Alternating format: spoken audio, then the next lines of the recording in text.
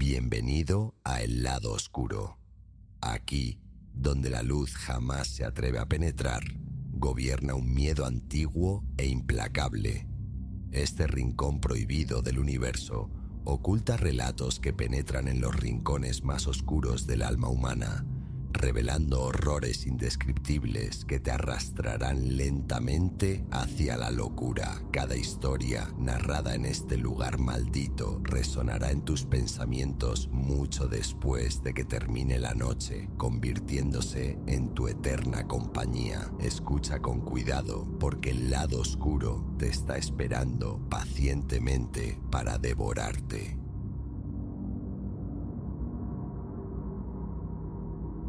The wind, a desolate sigh across the plains, worried the hinges of a skeletal sign whose painted promise, horizon fuel, next service, 100 miles, was flaking into oblivion. As my sedan crunched onto the gravel apron of the forgotten outpost, a tremor unrelated to the evening's chill traced my spine. Malignancy clung to this place, a palpable wrongness, yet the needle quivering near E offered no alternative. This unremarkable pause, I could not fathom then, would become the threshold to a primal darkness, a crucible for survival itself. My name is Reese. I chase light and shadow for a living, a photographer by trade. The assignment had led me deep into the country's unstitched seams, and now, returning, I'd elected the scenic path, a ribbon of asphalt winding through landscapes vast and vacant. Hours melted away on that highway, a solitary ribbon where companionship was a forgotten concept. Stepping from the car, the silence wasn't mere quiet. It was a vacuum, pressing in, stealing the breath. No cicada song, no distant rumble, not even the electric thrum of the pumps. Only this profound, unnerving stillness that raised the fine hairs along my arms. The station itself was a relic, untouched, it seemed, since Nixon. A lone pump stood like a weathered monument on the fractured concrete. The attached convenience store, squat and grim, wore bars on its windows like shackles.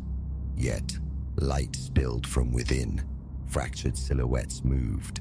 A small comfort.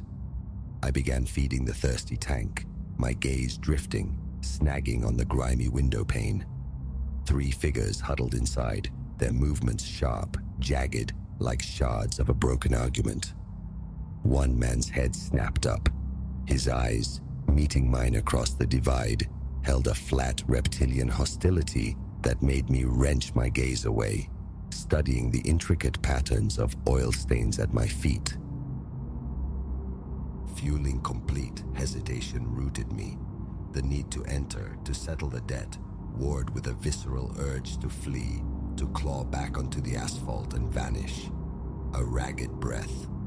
Paranoia, I chided myself. Fatigue breeds phantoms. The bell above the door emitted a jarring clang as I pushed inside. Instantly, the low murmur ceased. 3 sets of eyes pivoted, pinning me. The air thickened, heavy with unspoken things. Evening, I offered, striving for an easy tone. Pump 1.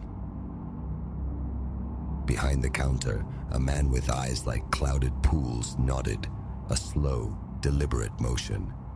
His gaze remained locked on mine as his fingers, stained with something dark and viscous, tapped at the register.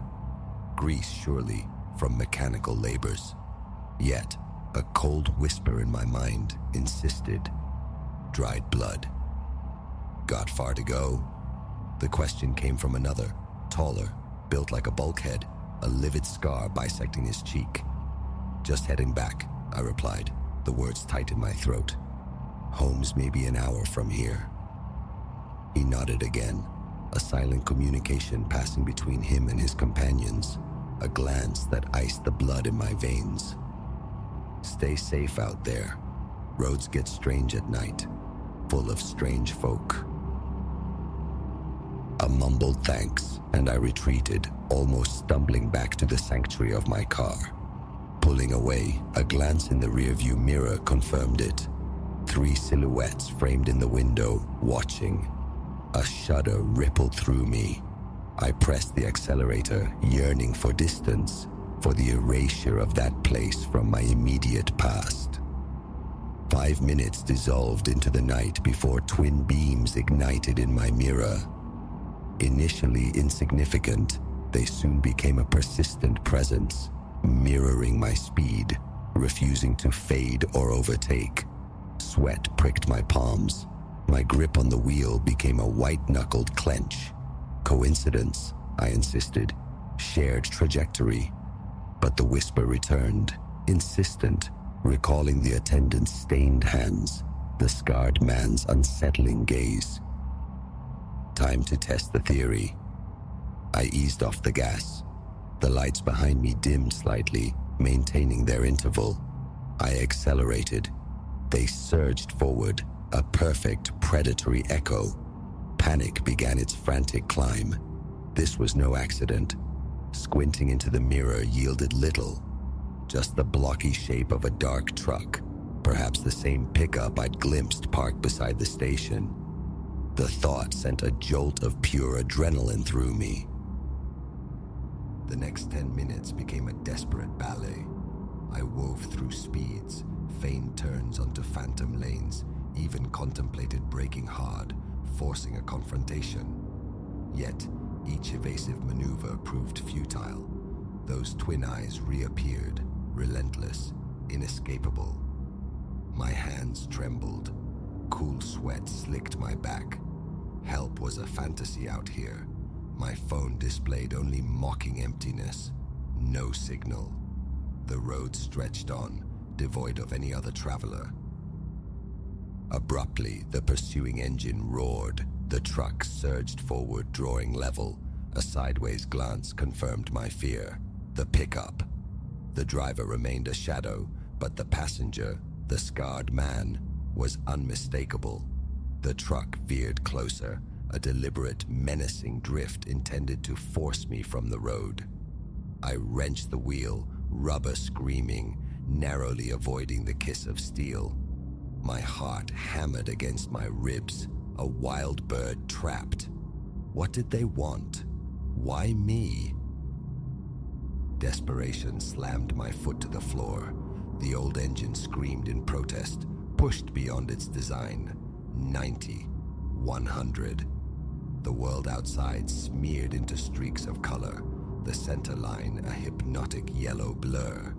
The pickup momentarily fell back, a brief reprieve shattered by the renewed howl of its engine closing the gap. They wouldn't relent. Ahead, a dark gash in the trees, a turnoff. Impulse, not thought, guided my hands. I cranked the wheel, the car fishtailing wildly onto an unpaved track. The pickup, caught by surprise, shot past the entrance, granting precious seconds. The dirt road fought back, jarring, bucking, threatening to tear the wheel from my grip. Branches clawed at the windshield like skeletal fingers. Fear, raw and potent, kept my foot pinned down. The pursuing engine's growl grew louder, closer. Panic threatened to drown me, but I clung to the frayed edge of focus. There had to be an escape. Just as despair began to crystallize, lights glimmered ahead. Not headlights, but the scattered glow of habitation. Houses, streetlights, a town. Relief, sharp and overwhelming, surged through me.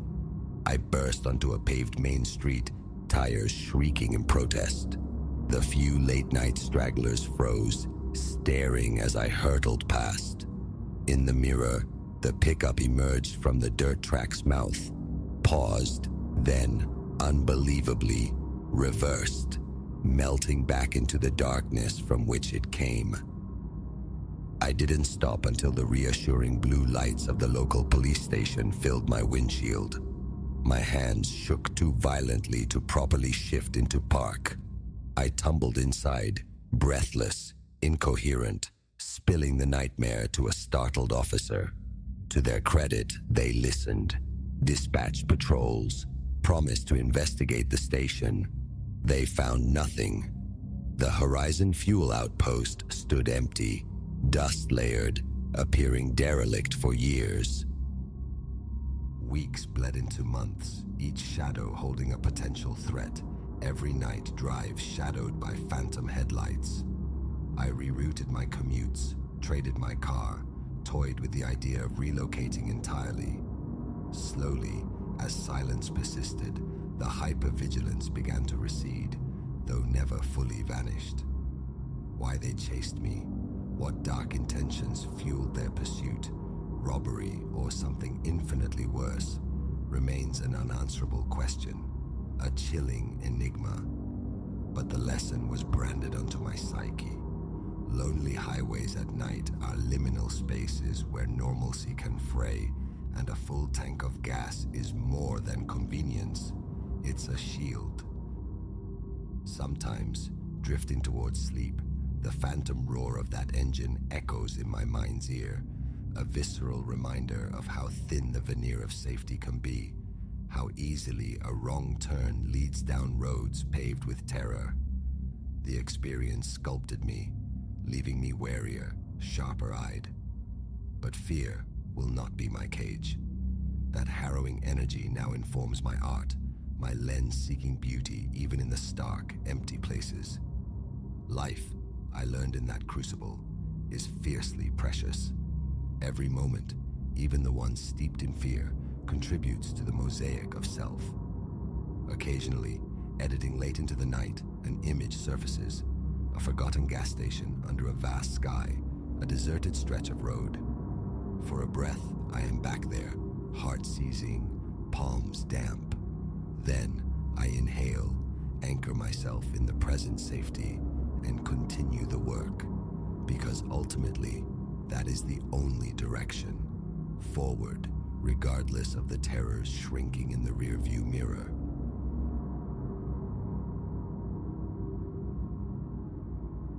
That monolith of governance, all gray stone and impassive windows stacked floor upon floor, seemed ordinary enough when I first stood before it under the pale morning sky. My aim was simple, dispatch with orientation swiftly, yet whispers preceded me, tales of a subterranean network, tunnels burrowing hundreds of feet beneath the mundane facade. Down there, they said, amidst dust-choked archives and forgotten records, my days would unfold. I'd navigated decrepit basements before, the predictable gloom, the stagnant air, the scuttling companions, so I offered only an internal shrug. The true depth, the profound absence of light awaiting me, remained unimagined. My reporting point was a cramped office just inside the main doors. A functionary named Mr. Finch furnished me with a manifest of boxes requiring location, documentation, and reshuffling. He unfurled a chart depicting the Undercroft, rows upon rows of shelving units, diminutive storage chambers, and a broad passageway encircling several locked vaults.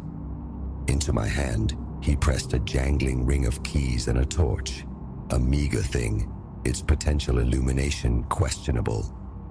Spare batteries, I ventured. A negative shake of his head. Supply closet near the lift, basement level, should you need sundries. He gestured toward the door concealing the main stairwell. With a murmur of thanks, I set off. The stairwell exhaled the scent of damp concrete. Each footfall became a percussive echo against the descent, amplified beneath flickering fluorescent tubes.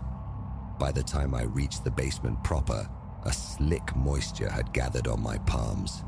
The air hung thick, inert, as if ventilation were a foreign concept. Sparse bulbs dotted the corridor ceiling, most long extinguished. My small torch flicked on, its beam cutting through the murk. Ranks of antique filing cabinets flanked me, some agape with missing drawers, others sealed by rust's embrace. Dark blooms of ancient water seepage stained the walls, and the cement floor buckled and cracked underfoot. Somewhere distant, a persistent drip, drip, drip punctuated the stillness, water finding its patient way through the ceiling. Following the map's logic, I located a wide corridor that opened into a larger chamber dominated by metal shelving. These racks groaned under the weight of bygone eras, brittle folders, bound ledgers, stacks of documents secured with fraying twine. I deposited my satchel, containing my own notepad, pen, and the binder for cataloging, and located the switch for the section's single overhead light. It stuttered, then conceded, casting a jaundiced, feeble glow. Dust motes danced in the spectral illumination. Every breath felt laden, the tang of mold sharp on the tongue. Methodically, I began prying open the initial boxes. Labels, faded to near illegibility, demanded the focused beam of my torch to decipher their spidery script. Reference numbers, titles. I dutifully transcribed them onto my notepad. Mundane artifacts surfaced first. Property records decades past their relevance. Permits yellowed with age. Moving along the aisle, however, I unearthed a file detailing recurrent repairs in the sub-basement strata. Structural instability, it noted, alongside anecdotal reports, staff hearing peculiar sounds. Old building settling, I reasoned. Groaning metal, expanding pipes, the usual symphony of decay. A couple of hours dissolved into the dust. Curiosity stirred, pulling me toward the unexplored corridor. I switched off the overhead bulb, conserving its weak pulse, and surrendered to the torchlight's narrow focus. The silence down here wasn't mere quiet. It was a presence, dense and oppressive, pressing inward. My own respiration sounded unnaturally loud. Then, another sound intruded. Deliberate, unhurried footsteps. A colleague, perhaps. Maintenance, security. Yet, they drew no nearer, instead describing a circuitous path, fading, then returning. The acoustics warped the sound, making its origin elusive. I froze, listening, my pulse a frantic drum against my ribs. The footsteps receded into silence. No one appeared. Just the old pipes, I told myself, or the echo of my own movements trapped in the enclosed space. The following day, I descended armed with a more substantial torch brought from home and clad in a light jacket against the basement's pervasive dampness. Turning into the main corridor, I immediately saw them. Fresh impressions in the thick dust coating the floor. Partial prints, suggestive of a heavy boot or work shoe. A single track led deeper into the labyrinth. Compelled, I followed for several yards until the prints abruptly ceased where the floor remained drier. I shook my head, perplexed. A solitary trail made no sense. Entry necessitated exit, yet no returning prints marked the dust. I forced the anomaly aside, returning to the catalog. An old wooden desk, tucked away, yielded a small cache of reports spanning various years.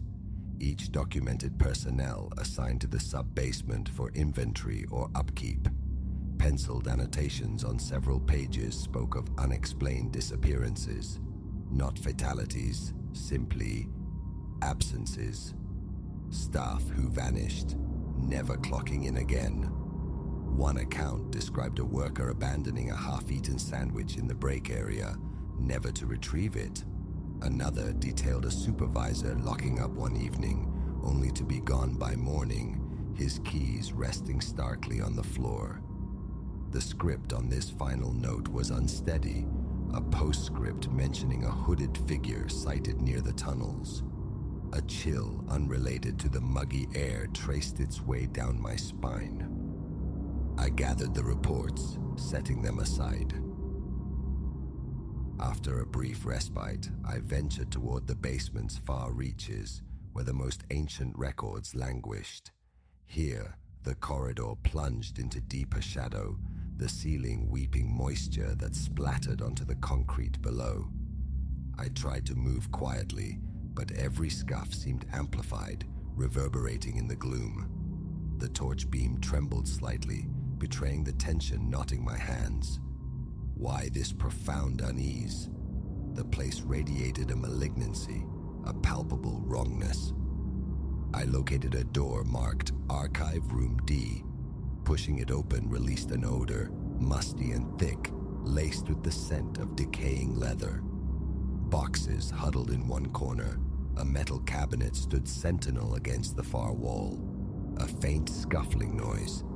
My light swept across the floor, catching a rat mid-scurry before it vanished through a fissure in the wall. I exhaled sharply, realizing I'd been holding my breath. The remainder of the afternoon was consumed by sorting, affixing new tags, scribbling notes.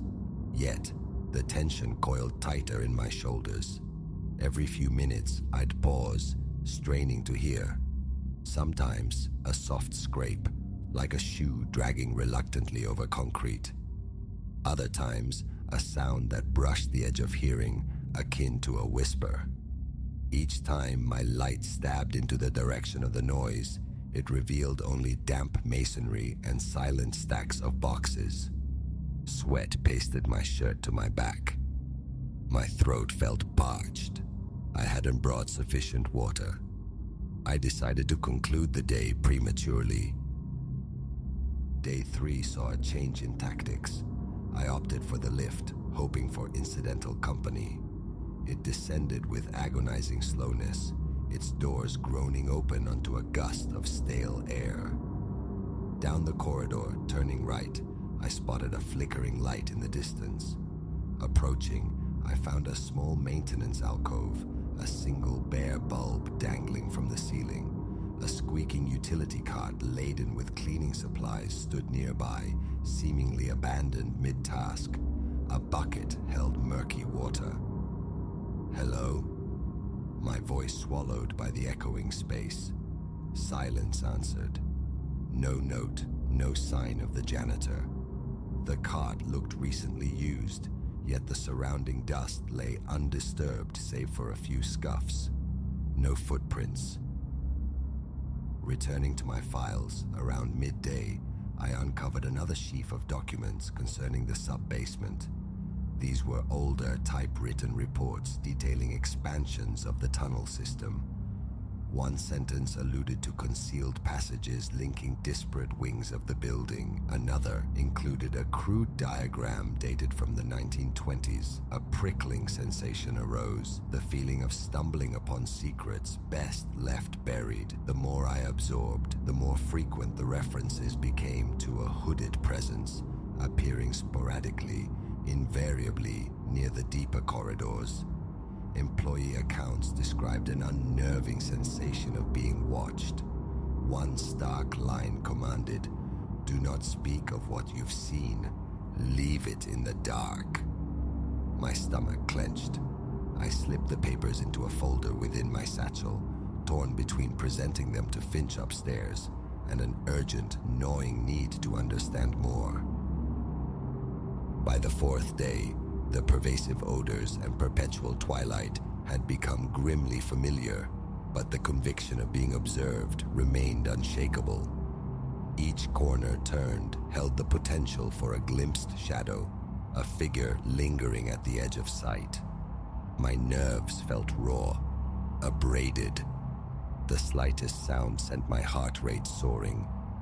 "It's just an old, creepy basement," I chanted internally. But the mantra offered no solace. Cold sweat bloomed whenever the footsteps returned. They ebbed and flowed, circling, sometimes sounding so terrifyingly close I'd whirl around, torch held high like a weapon, only to illuminate empty, decaying space. That day, I pushed further into the tunnels than before. Defunct lamps clung to the walls along a corridor slick with moisture and patches of verdant mold. The air grew heavier, staler. I encountered a locked steel door bearing an old plaque. Archive Secure Vault. None of my keys fit. I moved on, detecting a faint draft, its source untraceable. The corridor bifurcated, a deviation absent from my map. Choosing the right fork, I noticed the walls grew rougher, less deliberately constructed, more akin to a raw earthen tunnel. The footsteps resumed, unwavering, slow, mirroring my own cadence. I stopped. They stopped. My gut tightened into a knot. Is anyone down here? The question echoed, met only by the incessant drip of water. Silence. I took a tentative step forward. The footsteps followed suit, sounding impossibly close now, perhaps 10 or 15 feet behind me. Yet, when I spun around, torchlight slicing the darkness, nothing. My hands trembled violently. Breath came in ragged gasps. My pulse hammered against my temples. I pressed onward, sweeping the light across the walls, searching for any recess, any room to offer sanctuary. A small doorway appeared. I slipped inside. The footsteps continued past my hiding place. A wave of relief washed over me, immediately followed by a colder dread. Whatever it was, it had passed me by. After a minute stretched taut, I stepped back into the corridor. It wound onward, eventually revealing another flight of steps descending further. The old reports hinted at a lower level, unconfirmed in recent memory. My torch beam probed the descent. The stone steps were worn smooth, cracked, water-stained. Plunging deeper felt instinctively wrong, yet curiosity gnawed, relentless. I descended cautiously, each step's echo rebounding. At the bottom, the passage angled left. The air turned distinctly colder here, a stark contrast to the mugginess above. Ahead, a faint light flickered around a bend. I advanced slowly, hugging the wall, my heart thudding painfully against my ribs. Rounding the corner, I saw it, a soft glow emanating from a wide archway. It opened into some kind of archaic storeroom, shelves lining the walls. A single lantern sat upon a wooden crate, its flame guttering low. The lantern itself looked ancient. Keeping my torch aimed forward, I stepped closer. Then, a soft shuffle directly behind me. I whirled. There, a figure swathed in a dark hood, standing no more than 6 feet away. No face was visible within the cowl's deep shadows. It remained utterly still, silent, blocking the corridor. My throat constricted, my legs locked. 1,000 frantic thoughts collided. A guard? An intruder? Something other? I lifted my torch, hoping to penetrate the shadows, and the figure retreated a single step. The faint scrape of its foot on stone reached me. I tried to speak, but the words died unborn. Finally, a strangled whisper escaped. "Who are you?" No answer, just that unwavering posture. I edged backward, eyes fixed on the shape. My torch flickered erratically. I rapped it sharply. The beam steadied. The figure was gone, vanished. The corridor stood empty. No sound of departure, no footsteps. I swept the beam frantically across the spot. Nothing. My heart hammered with such force I felt dizzy. Turning back, I reached for the lantern on the crate, noting its near-empty reservoir. It sputtered, dimmed further. I set it back down. The room reeked of old wax and damp timber. Enough. Time to leave. I hurried back the way I'd come, my own footsteps now loud, frantic, uncaring of who might hear. The pursuing footsteps started again, relentless, but I refused to look back. My skin prickled, convinced something stalked me just beyond the edge of my vision. I reached the stairs, scrambled up them two at a time, and broke into a run towards the lift. I jabbed the call button repeatedly, casting fearful glances down the empty corridor. The lift's arrival felt agonizingly slow. The overhead light inside flickered as the doors ground open. I lunged in, slammed the button for the ground floor, gasping for breath. As the car ascended, the recent events replayed in a chaotic loop. The footprints, the files, the disappearances, the hooded figure. Anxiety warred with an insistent curiosity about the secrets still held within those decaying boxes. Something resided down there, something that discouraged scrutiny of certain records. A test or merely observation? The doors slid open onto the ground floor's normalcy. Bright lights, the distant murmur of conversations, ringing phones. It felt jarring, unreal. Relief mingled with the adrenaline still coursing through me. My shirt clung, soaked. I made straight for Mr. Finch's office. I laid out a few of the documents mentioning the hooded figure, asking if he knew anything. His genial expression dissolved. He shook his head, refusing to meet my gaze. "Best leave well enough alone, son," he advised, his tone flat. "That sub-basement's old. Always been rumors. Folks get spooked easy down there." He waved a dismissive hand. "Just stick to your inventory. Don't go stirring things up." I nodded mutely, but knew I couldn't comply. The place felt fundamentally wrong. Answers were necessary. Terror notwithstanding, I resolved to descend again tomorrow. Those files remained unexamined. Sleep offered little refuge that night. Every closure of my eyes conjured the figure in the corridor, triggering a jolt of adrenaline, a pounding heart. My throat felt raw, muscles aching from the tension and flight. I tossed, turned, debated quitting, but the enigma held me fast. I craved resolution. The following morning, I returned, resolute. I came prepared. Fresh batteries stacked high, a larger, more powerful torch, even a small handheld radio, its efficacy underground uncertain. Reaching the basement level, the familiar heavy air greeted me. Taking a deep breath, I switched on my light and started walking. The plan was simple: finish the cataloging in the main area, retrieve pertinent records, and depart. Yet, the side tunnels beckoned, whispering invitations, and the footsteps, they began almost immediately, slow, steady, echoing through the damp passages.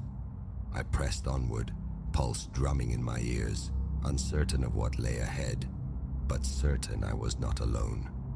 Certain the figure waited, watched, perhaps even hoped I would finally read what I was not supposed to see.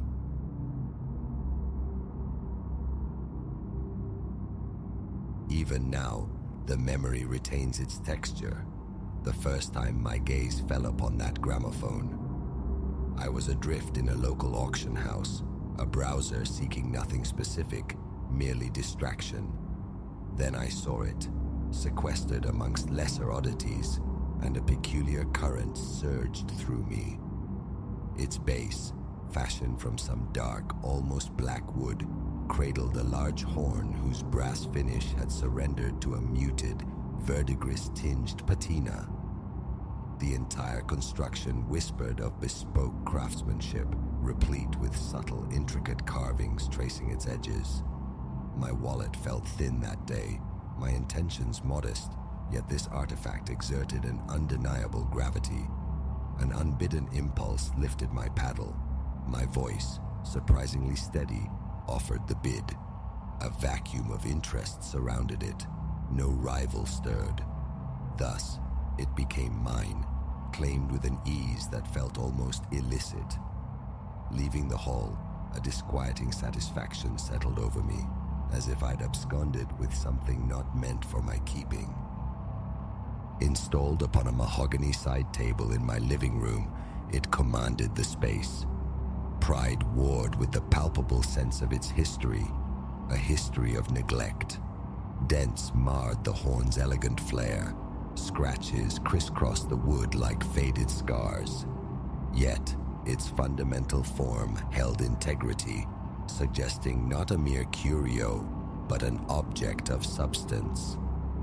My fingers traced the contours of the wooden casing, encountering a roughness, a texture that spoke of long years entombed in damp stillness. That evening, armed with a soft cloth, I undertook its cleansing. Dust yielded easily, but the horn's interior harbored a stubborn grime, caked deep within its throat. A small brush dislodged the worst of it. Satisfied, I turned my attention to the main crank. It refused to yield. Firmly lodged, it felt as though the intricate clockwork within had seized, rusted into immobility. A task for another day, I reasoned, requiring patience, perhaps oil, perhaps disassembly. I let it be, a silent, broken sentinel. For several days, tranquility reigned. It sat, an inert piece of archaic technology. Then came the night, quiet, but for the rustle of pages as I read, when a low, almost subliminal vibration touched the air. My head lifted, searching, but the source remained elusive until the resonance deepened, coalescing into a distinct hum. It emanated from the gramophone. My initial thought grasped at mundane explanations. A draft, the shudder of the heating system interacting with old metal. But the sound wasn't rattling. It was a focused, sustained tone, seeming to gather within the horn's bell, as if testing the passage. I rose, a nervous flutter starting in my chest, and approached the machine. The hum persisted, unwavering, yet nothing visibly stirred. The crank remained stubbornly fixed. The turntable was bare. Still, this low, resonant drone filled the silence. Then, abruptly, it ceased. The ensuing quiet felt paradoxically heavier, charged with the ghost of the sound. A beat passed. I tapped the wooden case lightly. Silence answered. Perhaps, I rationalized, its ancient materials were merely acclimating to the ambient temperature of my home, a settling of old bones. The following day brought renewed attempts to coax life from the crank. Futile, it remained frozen. I tried gently lifting the turntable, hoping to inspect the gears beneath. It wouldn't shift, fused to its spindle. Unwilling to risk breakage, I desisted, resolving to seek expert help when time permitted. For now, it would remain purely ornamental, its brief auditory anomaly dismissed. No cause for alarm. But a few nights later, near the stroke of midnight, fetching water from the kitchen, I heard it.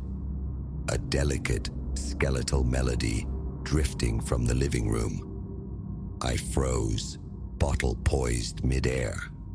The tune was alien, possessing a halting, spectral rhythm that evoked forgotten experimental compositions, yet no stereo played, no television screen glowed. Setting the bottle down with deliberate quiet, I moved towards the sound. Entering the living room, I beheld the gramophone's turntable revolving, slowly, unevenly, but undeniably in motion. No disc rested upon it. The needle arm, however, was lowered, tracing the path of an invisible groove. From the horn, the faint, ethereal music spilled. Rooted to the spot, uncertainty a cold fist in my gut, I watched. My fingertips grew numb. What in God's name? I breathed into the empty room. Leaning closer, I discerned faint, high-pitched vocalizations woven into the melody.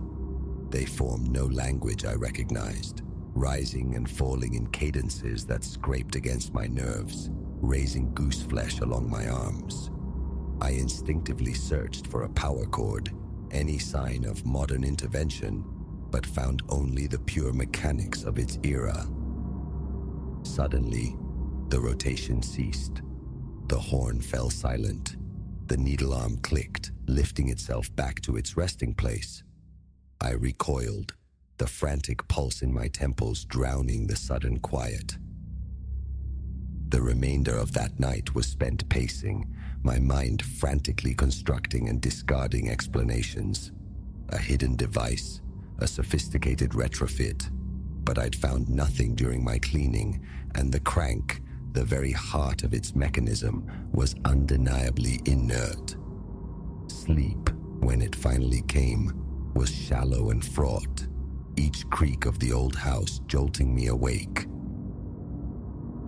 Over the ensuing week, daylight held the gramophone in silent check. Each time I passed, my steps would falter, my eyes drawn to the silent bell, anticipating something. Nothing. But on the fourth night, precisely as the witching hour approached, it stirred once more.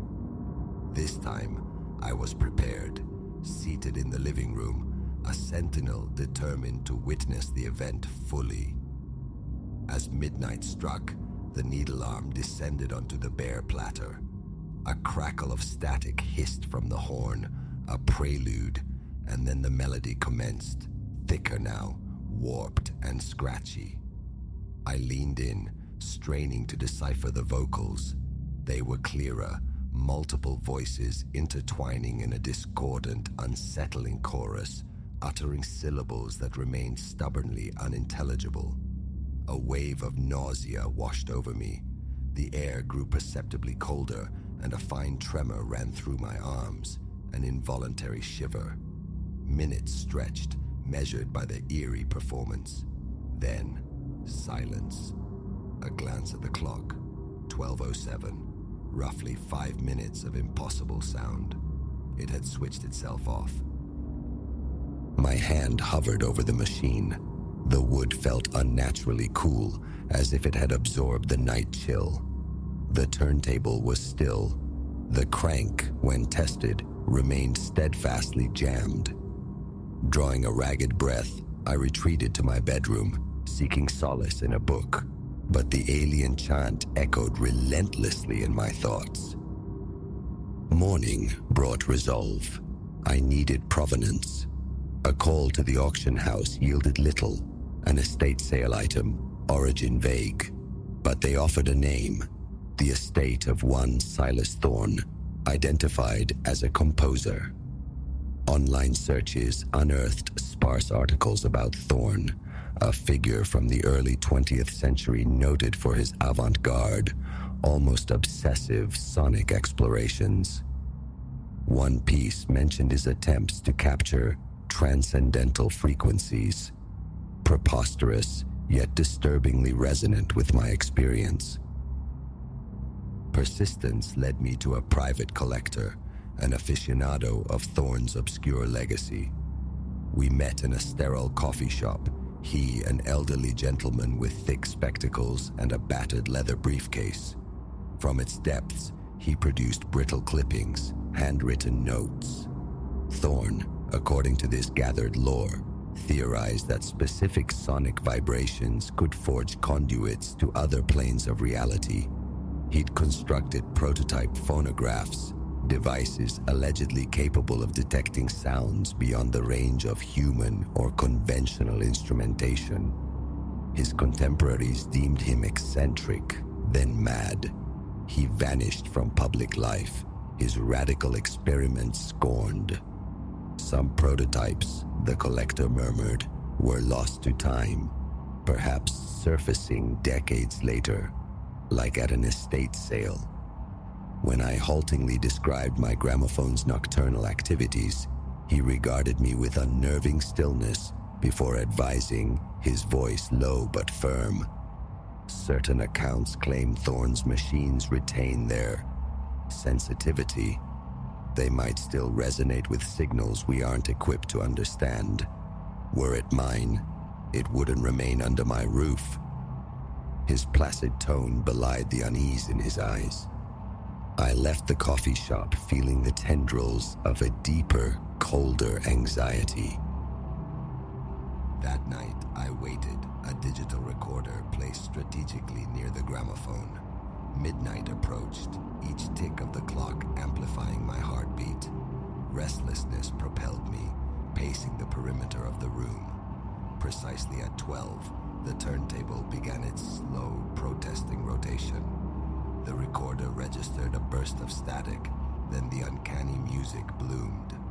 The voices felt nearer, more layered, underpinned by a low, resonant drone that vibrated through the floorboards. The hairs on my arms prickled. Sweat beaded on my palms. I gripped the back of a chair, anchoring myself as the sound swelled, the voices weaving a pattern that felt like a plea and a summons simultaneously. My stomach churned. Breathing became a conscious effort. A fleeting peripheral flicker near the horn's mouth. Imagination or something else. I forced myself to remain, to observe, as the horn itself seemed to tremble with the emitted sound. After its customary duration, silence fell. I snatched up the recorder. Playback revealed only a chaotic tapestry of static and distortion. The ethereal music I just heard reduced to unintelligible noise. Frustration warred with fear as I slammed the device onto the table. It seemed the gramophone actively resisted documentation. The following day was a battleground of indecision. Rid myself of this cursed object, or delve deeper into its impossible mystery. Flashlight in hand, I subjected the gramophone to forensic scrutiny, searching for hidden wires, concealed compartments, any evidence of trickery. Nothing. Just aged wood, frozen gears, inert metal, mundane in its components, extraordinary in its defiance of physical law. My thoughts circled back to Silas Thorne, to his outlandish theories, planting seeds of fearful possibility. Could his experiments have succeeded in some terrifying way? Midnight after midnight, the ritual repeated. Each performance seemed subtly refined, the voices gaining clarity, though their meaning remained elusive. The physical toll mounted. Sweaty palms, a perpetually dry mouth, a recurring pressure on my chest, as if the very air thickened during the music. Sleep offered little respite. I found myself living under a constant low-grade tension, my shoulders perpetually knotted, my appetite diminished. The clock became both enemy and focal point, ticking down the hours to the next inevitable encounter. After 2 weeks ensnared in this cycle, I sought professional help, locating a repair shop specializing in vintage audio equipment. To the proprietor, a pragmatic man named Milo, I offered a sanitized version. Erratic operation, spontaneous sound. No mention of midnight, invisible records, or alien voices. He agreed to investigate. Transporting the heavy machine felt like carrying a coffin. In his workshop, surrounded by the dusty ghosts of forgotten technology, Milo opened the gramophone's base. I watched, hovering anxiously, as his tools probed the interior. He examined gears, the spring housing, the needle assembly. Puzzlement etched itself onto his face. "The mainspring mechanism," he declared, tapping a rusted coil, "is completely seized, rusted solid. There's no physical way this turntable should be able to spin." He double-checked, poking at the inert components. "Yep, frozen tight. Needs a complete rebuild to even theoretically function." His brow furrowed deeper as he scanned the horn and casing for hidden electronics. Nothing. He shone a bright light into every crevice. Finally, he shrugged, baffled. "Never seen the like. Mechanically speaking, it's junk. Shouldn't do anything at all." I paid for his time, his assessment echoing in my ears. His suggestion to keep it merely for display felt hollow. Driving home, the gramophone beside me seemed heavier, imbued with a confirmed impossibility. The weight wasn't just physical, it was existential. Back in the living room, it resumed its position. Part of me screamed to exile it to the garage, but another, more morbidly curious part, chained me to it. I needed to understand, even as fear gnawed at me. That night, awaiting the inevitable, I watched the clock. Midnight. The slow turn. The hiss. The emergent voices, now sharper, almost conversational in their alien rhythm. A visceral coldness radiated from the machine. My arm trembled uncontrollably. The chanting surged, then subsided into guttural undertones. The fine hairs on my neck prickled. Was that movement again? A shadow coalescing near the horn's aperture? My eyes strained, but my feet felt leaden. When the silence returned, I was slick with sweat. And then, a new element. A faint, unmistakable odor hanging in the air. The smell of damp earth, of long, undisturbed cellars. My windows were sealed tight. The scent emanated from the gramophone. Heart pounding, I leaned in cautiously. Nothing but the silent brass throat. Retreating, my mind raced. A decision point loomed. The next day, I researched potential buyers, places that dealt in peculiar antiques. But the thought of unleashing this phenomenon onto someone else, unsuspecting, felt profoundly wrong. How could I explain? Who would possibly believe? The calls remained unmade. That evening, standing before it, I spoke aloud, my voice thin and reedy. I don't know what you are, but I won't be frightened. A futile gesture, perhaps, aimed more at bolstering my own crumbling resolve than confronting the unknown. Another week bled away, marked by the same nocturnal rhythm. Alarms became redundant. My body knew when midnight approached, jolting me into tense wakefulness. Each performance mirrored the last, yet subtly shifted. Sometimes the voices seemed distant, echoing down a long corridor. Other nights, they felt intimately close, whispering directly into the room. An attempt to have a friend witness it failed due to the late hour. I didn't press the issue, unsure if company would dilute the fear or amplify it. Finally, through the archives of a local historical society, I unearthed more on Thorn, fragments referencing his private journals. He wrote of sonic gateways, portals opened by specific frequencies, allowing communion with entities existing outside conventional perception. These beings, he claimed, were perpetually present, awaiting only the correct channel. A knot tightened in my stomach. The gramophone, operating on its own precise schedule. It sits there still, in my living room. I no longer contemplate moving it. Acceptance, or perhaps resignation, has set in. Each midnight, it will perform. My digital recorder holds hours of useless static, a testament to its ephemeral nature. Logic offers no solace. I can only recount what I witness. Music from a broken machine, voices speaking an unknowable tongue. My heart still hammers against my ribs as the hour strikes. I stand, I listen, I wait for the unease to subside. It never fully does, yet I remain tethered to it. Are the voices real, some elaborate residual echo, or a figment conjured by a mind under siege? I keep returning to Silas Thorne, to his audacious, perhaps successful experiments. I suspect he fashioned something far beyond mere technology.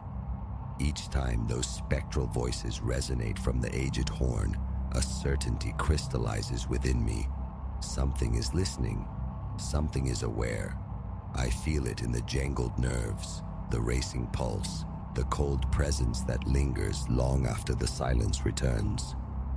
I see no shapes, no apparitions, yet the feeling of being observed is undeniable. Disposal seems impossible now, partly from a perverse desire to understand, partly from a primal fear of consequences.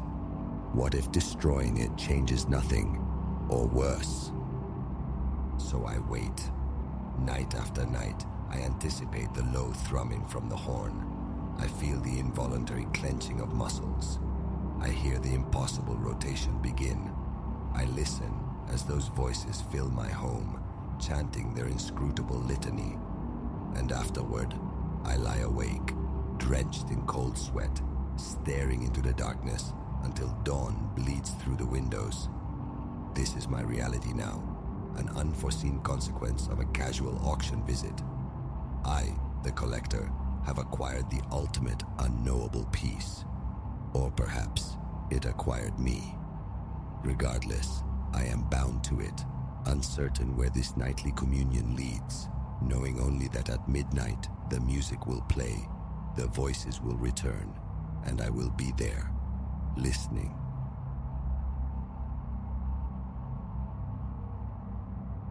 Whispers clung to the name of the abbey like ivy to its stones. Sancta Umbra.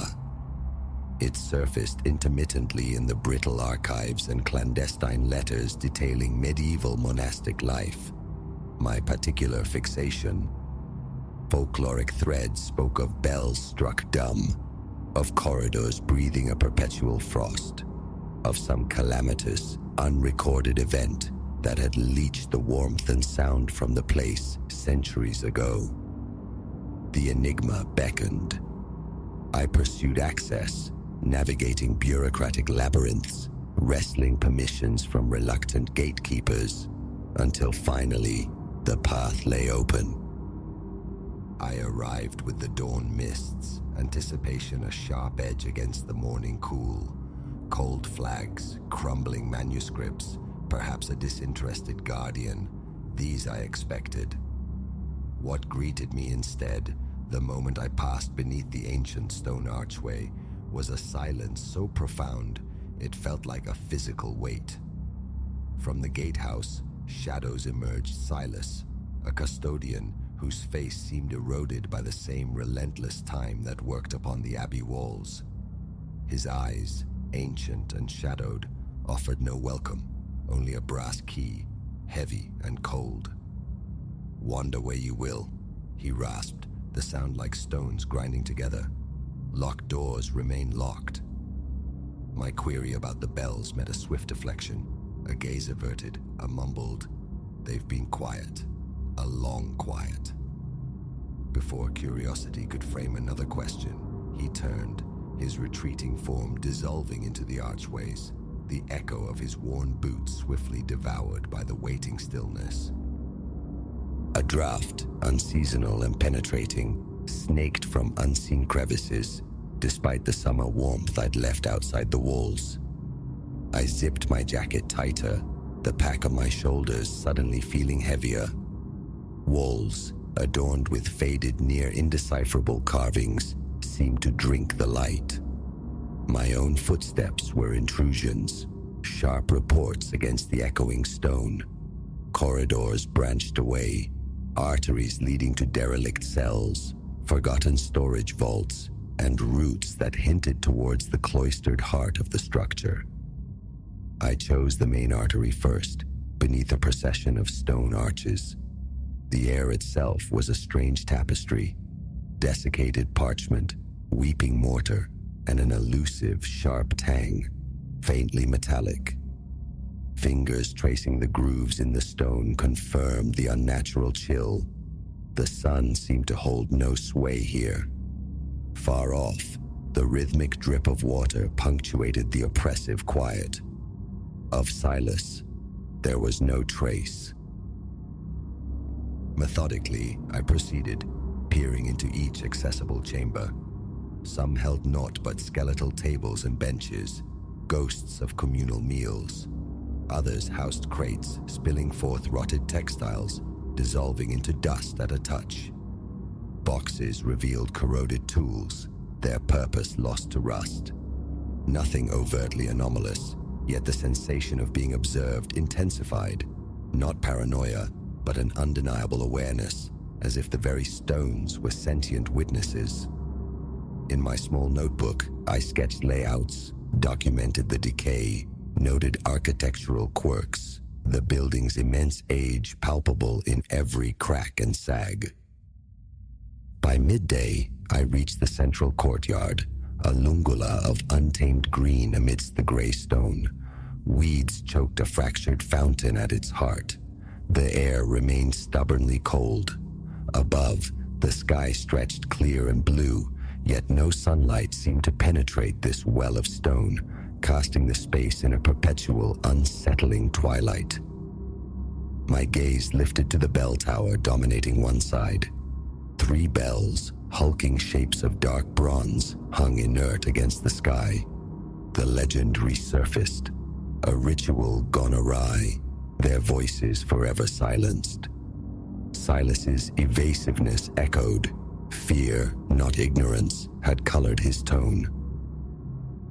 A meager lunch consumed, I set my sights on locating the library or scriptorium. Silas had hinted at old texts, possibly residing near the northern wing. A corridor beckoned, narrowing as I progressed, my torch beam slicing through the deepening gloom. Several doors proved locked. I passed them by. At the passage's terminus stood imposing double doors of iron-banded timber. Beside them, set into the wall, a smaller portal bore the ghost of a substantial padlock, now broken. I slipped through the gap. Here lay the Abbey's memory hoard, rows upon rows of shelves groaning under the weight of manuscripts, scrolls, vellum-bound books. Dust motes danced violently in my torchlight. The air, thick with mildew, provoked a sudden sneeze. No catalogue offered guidance. Time and neglect had wrought havoc. Shelves had collapsed, spilling their fragile contents onto the floor in disarray. Gently, I retrieved a few scrolls, brushing away centuries of grime. Latin script filled the parchment, bordered by cryptic symbols. Phrases leaped out: purification rites, an obscure fraternity, detailed instructions for chanting specific verses at ordained times. No direct mention of the bells, yet an intuition sparked. These texts held the key. My phone's camera flashed, capturing the archaic script, the light glinting strangely off the aged parchment. As shadows began to lengthen across the unreachable sky outside, the profoundness of my solitude struck me. Silas remained absent. No other soul stirred within these ancient confines. I retraced my steps towards the courtyard, the ambient light now failing rapidly. The air possessed an even deeper chill. Again, the bell tower loomed, its occupants silent sentinels. Weariness settling deep in my bones, I sought the guest quarters Silas had mentioned, located somewhere on the upper floor. A twisting stone stairwell ascended, each footfall a scraping complaint. Upstairs, a corridor lined with small doors. Most yielded to my touch, revealing empty, dust-filled cells. One held a simple cot, a thin mattress, a coarse wool blanket. Its single window overlooked the courtyard. Dumping my pack, I tested the cot. It groaned, but held. Notes were briefly organized, the flashlight placed nearby. The silence intensified. Absolute. No wind, no nocturnal creatures. Nothing. The thought of finding Silas, perhaps locating a kitchen, warred with exhaustion. Sleep won. I surfaced abruptly, wrenched from shallow slumber by a faint, resonant chiming. My eyes snapped open, heart hammering against my ribs. Darkness pressed against the window pane. The room was glacial. Distinctly, the sound of bells, slow, measured, like a tolling from miles away, yet paradoxically seeming to emanate from the very fabric of the building around me. Muffled, subterranean, My flashlight beam trembled as I rose. Through the window, the courtyard lay empty under a clear, star-dusted sky. The great bells in the tower remained utterly still, yet the sound persisted, soft, rhythmic, a spectral beckoning. Ice traced the path down my spine. My hands shook, but the need to understand, to locate the source, overruled fear. Easing the door open, I stepped into the corridor, listening intently. The ringing echoed from deeper within the Abbey's labyrinth to my left. I followed, footsteps heavy on the creaking floorboards, trying vainly for stealth. The corridor wound past more vacant cells, doors gaping like empty mouths. The chill intensified with every step.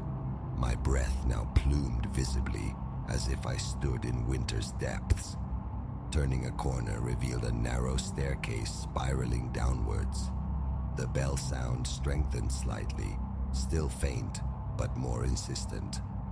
I descended cautiously, torchlight illuminating chipped stone, weeping patches of damp, the pervasive scent of mildew thickening. The ringing grew clearer. Before me stood a stout wooden door, warped and ancient, its iron handle cold to the touch, locked. As my hand fell away, a faint metallic click sounded behind me. Turning, my light caught a glint on the stone floor. A key, small, old, lying where nothing had been moments before. Heart pounding, I retrieved it. Whose? How? No time for questions. I tried it in the lock. It turned smoothly. The door groaned open. Simultaneously, the bell sound ceased. I stood in a small stone-lined chamber, shelves cut directly into the walls. Manuscripts, parchments, brittle books lay in chaotic piles. An empty torch sconce clung to the wall. The air hung stale and dead. My light swept across the documents, revealing more of the strange symbols. Setting the torch on a shelf, I carefully opened a heavy, leather-bound volume. Its pages detailed a purification rite. Chants, candles, vestments, specific alignments of time and date. Latin phrases I recognized from the archive scrolls. Adrenaline surged. The text spoke of the bells, a signal, it said, for the ceremony's commencement. It claimed they would sound without being struck once the preparatory phases were complete. Then, softly, the ringing returned, the same melodic pattern, seemingly vibrating from within the walls themselves. My stomach clenched. A weight settled on my chest. A tremor started in my leg. Was my presence, my reading, somehow activating this? I scanned further pages. Diagrams depicted robed figures in circles, holding candles. Notes stressed purity of mind, body, spirit. Nothing overtly malevolent, but intensely specific. An unnerving compulsion began to stir, a sense that the text itself urged completion of what had been abandoned long ago. Stuffing a few key manuscripts into my pack, I attempted to retreat. Up the stairs, along the corridor, but the layout felt subtly altered. Doors I thought I recognized were now locked. The phantom bells pulsed again, faint but undeniable. Panic began its insidious crawl. Calm, I told myself. Focus. Old buildings disorient. I moved with forced deliberation, testing hallways, tracing walls, seeking the familiar route back to my room. Every path terminated in locked doors or looped back to unfamiliar junctions. Tension coiled tighter in my chest. My palms grew slick. Breathing became shallow. Pausing by a high window overlooking the courtyard, I saw the tower stark against the moonlit sky, its bells motionless. A cold draft whispered past, raising gooseflesh. The window was sealed tight, frame fused to sill by time and neglect. Below, the courtyard lay silent, empty, Then, a figure. Near the broken fountain, Silas stood, gazing upwards. I hammered on the thick glass, shouted his name. He didn't stir. Again, I struck the pane. His head turned towards me, a brief, unreadable glance across the distance, before he melted back into the deepest shadows. Frustration warred with rising fear. Why ignore me? Retracing my steps towards the scriptorium seemed the only option. Perhaps the main exit could be reached from there, but the great double doors were now firmly shut, secured by a padlock. Newer, different from the broken one I'd found earlier. I pulled, rattled, shoved, uselessly. It held fast. My throat was parched. I took a meager sip from my dwindling water supply. Escape felt increasingly remote. Every turn baffled, every corridor led deeper into the maze. The bells sounded once more, perceptibly louder. My heart leaped. With few alternatives, I followed the sound, down yet another unfamiliar staircase. At its base, a door stood slightly ajar. Beyond lay a larger chamber. Dust lay thick on the stone floor, disturbed only by my entry.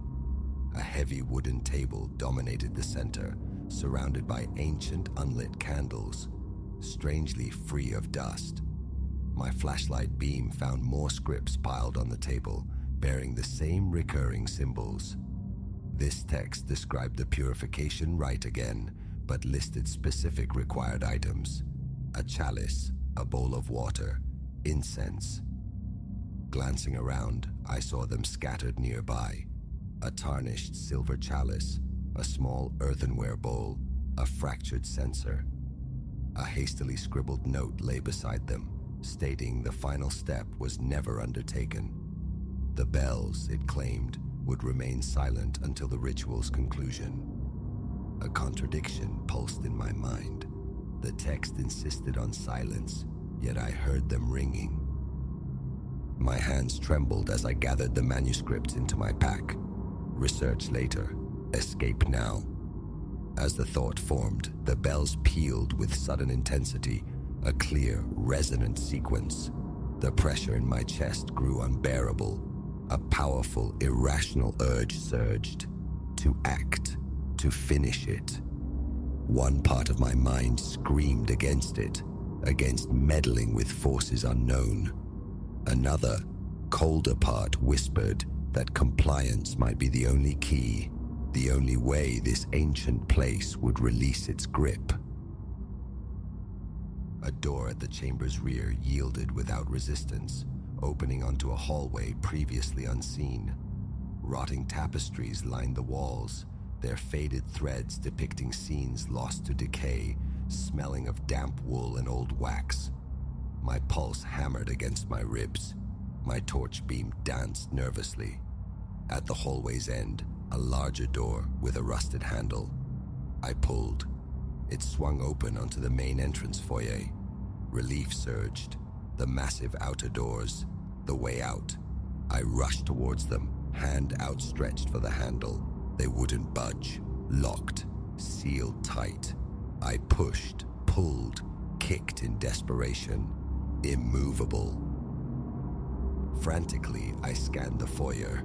Windows too high. Silas's office door. Locked. I pounded on it. Silence answered. The bells tolled again, the sound reverberating in the enclosed space, vibrating in my teeth. Clammy sweat beaded on my skin, shoulders rigid with tension. A leaden weight settled in my gut. Backtracking, past the spectral tapestries, I veered into yet another unexplored corridor. It led to a small vestry, benches lining the walls. One door bore an unfamiliar symbol, yet instantly recognizable from the ritual texts, signifying cleansing. The handle turned. Inside, a stone basin held murky, stagnant water. The temperature plummeted further here. My breath ghosted thick and white. My mind raced, trapped. The bells rang once more, louder, each peal a physical blow against my sternum. There was no escaping the conclusion. Instinct, primal and insistent, screamed that the only path forward lay in completing the task abandoned centuries past. The manuscripts, the water, the chalice, the incense, the chants. The Abbey had provided the components, laid out the path. Perhaps this was the price of freedom. Reluctantly, feeling snared, body trembling, I returned to the chamber with the table. Chalice, bowl, incense holder, arranged precisely as the diagrams dictated. Water from the basin filled the cup, chilling my fingers.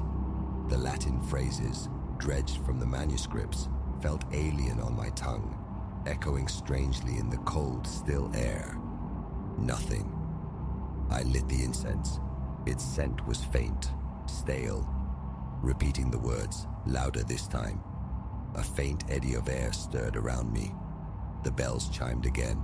A vibration felt deep within my bones now. Scalp tingling, teeth chattering, I moved through the steps, clinging to the instructions, word by careful word.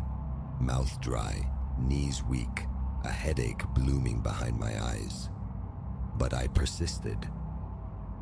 The final instruction, ring a small handbell. Scanning the shelves, I found it. Tiny, tarnished, coated in dust. Wiping it clean on my sleeve, I reviewed the text. 3 distinct rings at the precise conclusion of the final chant.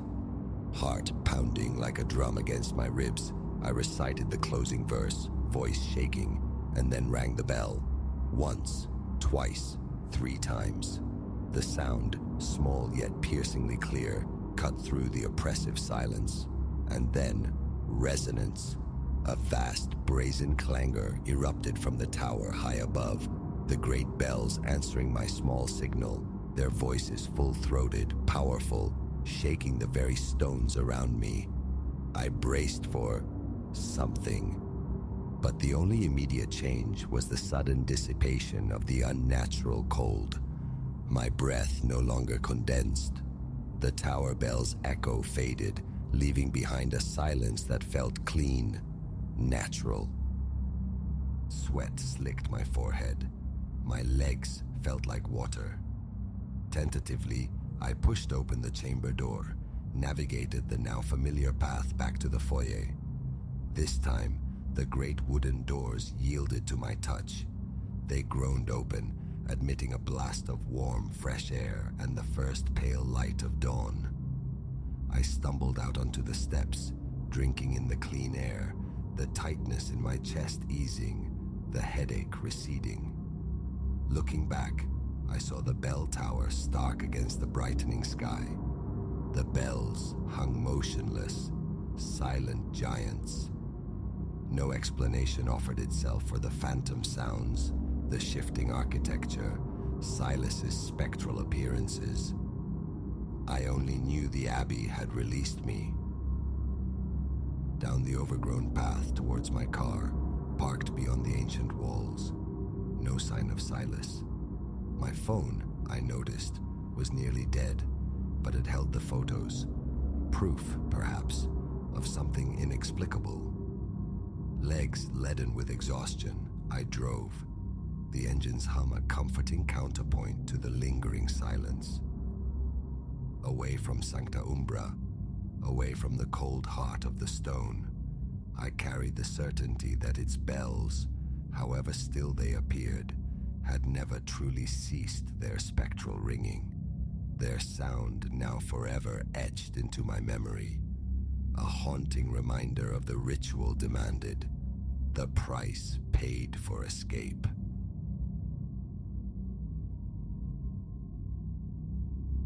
The precise instant the illusion shattered, the man dripping rainwater onto my living room floor wasn't delivering anything but menace. That was the moment I understood the chasm of my error. Irrevocable. Outside, the tempest gnashed its teeth. The house stood blind without power, and I, Elara, was sealed inside my own sanctuary with the stranger whose intentions were as dark as the storm-choked sky. It had begun as just another sodden Tuesday bleeding into dusk. Tethered to my laptop, I'd wrestled a deadline while the wind's banshee wail against the glass seemed intent on tearing the house from its very foundations. The storm, a brooding presence all day, had unleashed its full fury by nightfall. For hours, the lights had stuttered, frail flickers against the encroaching gloom, and I just surrendered to the storm's victory when a sharp rapping echoed from the front door. Hesitation prickled. Who would brave such elemental wrath? Then, recollection. The package ordered, its tracking promising arrival today. Perhaps some unfortunate courier, snared by the weather's violence. I swung the door inward. There stood a figure clad in sodden brown, a waterlogged parcel clutched in his grip. Evening. His voice was a thin thread against the gale. Delivery for you. Mind if I just step inside? It's biblical out here. Every nerve ending shrieked refusal. Leave it on the porch. Close the door. Yet, the sight of his drenched misery, a portrait of pathetic endurance, overrode my caution. I yielded. Of course, I murmured, stepping back. Come in. Escape the deluge. He scuttled inside, trailing the scent of damp wool and something else. An undercurrent, metallic and unsettling. I secured the door, muffling the wind's howl to a distant moan. You can put the package there. I indicated a small console table. Need a towel? He pivoted and the facade dissolved. His eyes met mine, and what I saw wasn't relief, wasn't gratitude. It was a void-like avarice, a predator assessing its cornered quarry. My pulse stuttered, a frantic bird against my ribs. Mighty thoughtful, he purred, his voice suddenly clear, resonant, stripped of the wind's interference. But I reckon a towel won't quite suffice. He advanced a step. Instinct propelled me backward. What are you talking about? My voice a betraying tremor.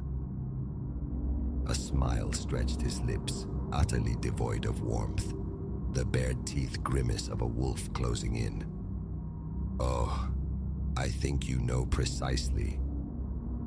And then, the world plunged into absolute black. One moment, the familiar glow of the living room. The next, suffocating darkness. A low chuckle resonated nearby, crawling like ice spiders up my spine. Well now, he mused. Isn't that convenient? Flight. Pure, unthinking flight. My heart hammered against my sternum.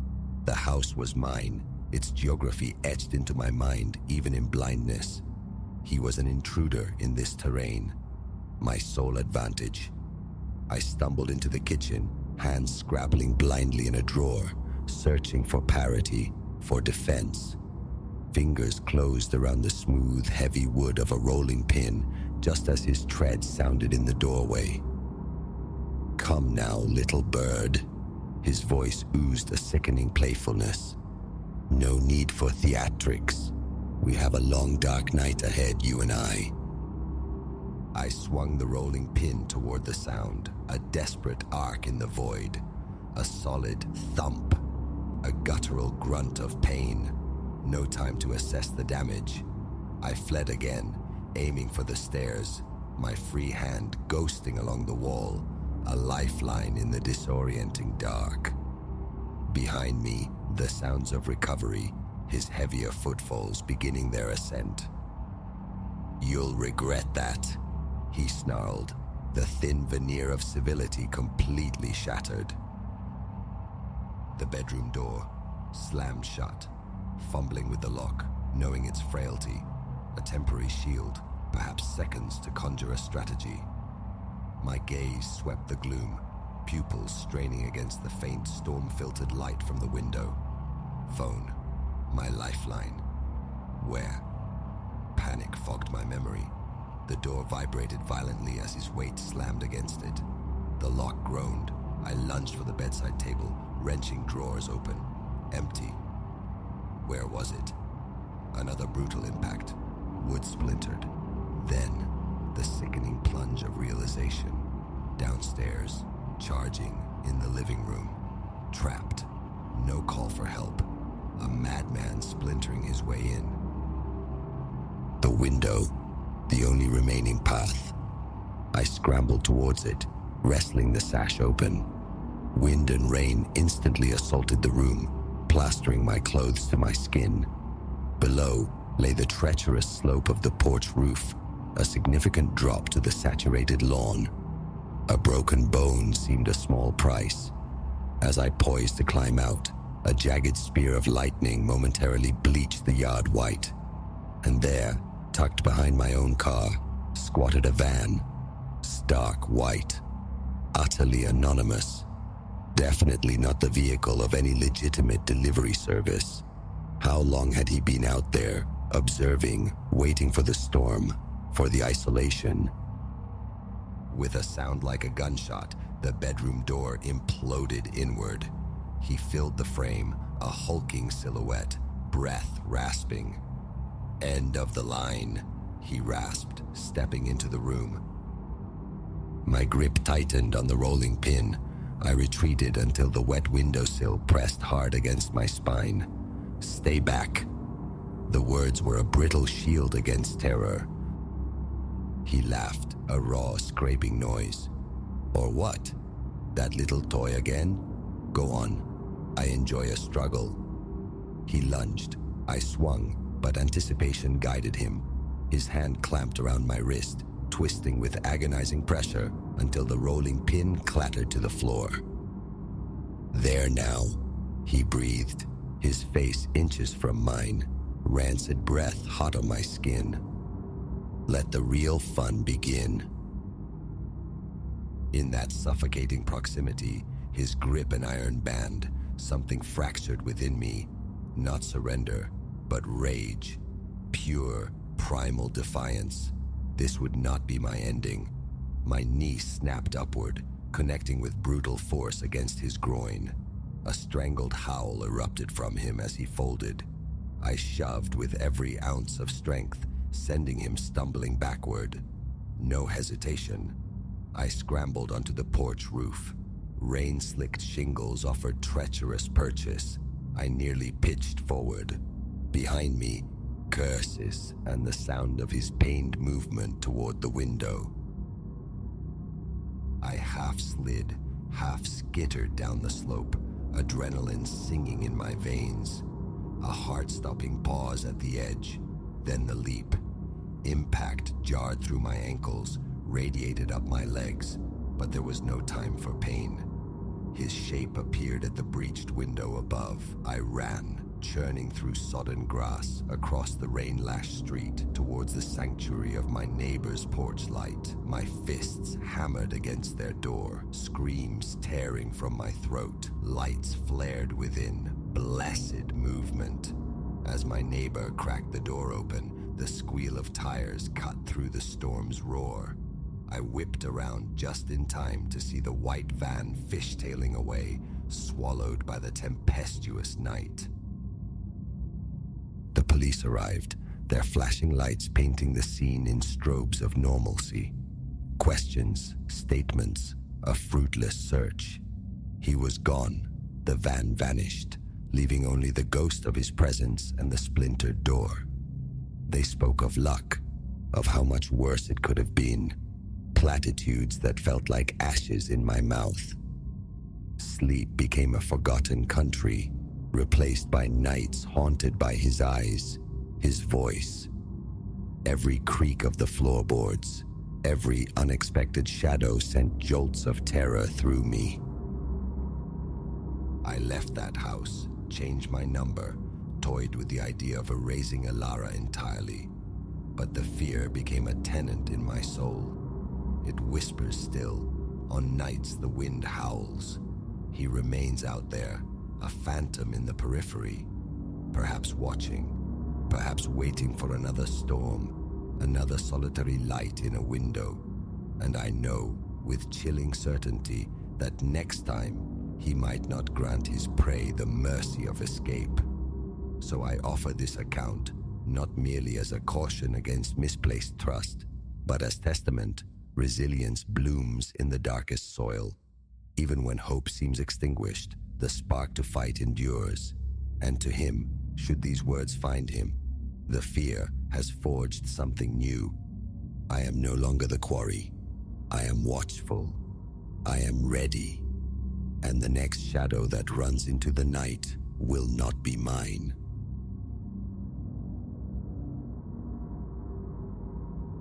Silence woke Elias, not the gradual absence of sound, but a profound, unnatural stillness where the forest's usual matins, the chatter of jays, the rustle of unseen life should have been.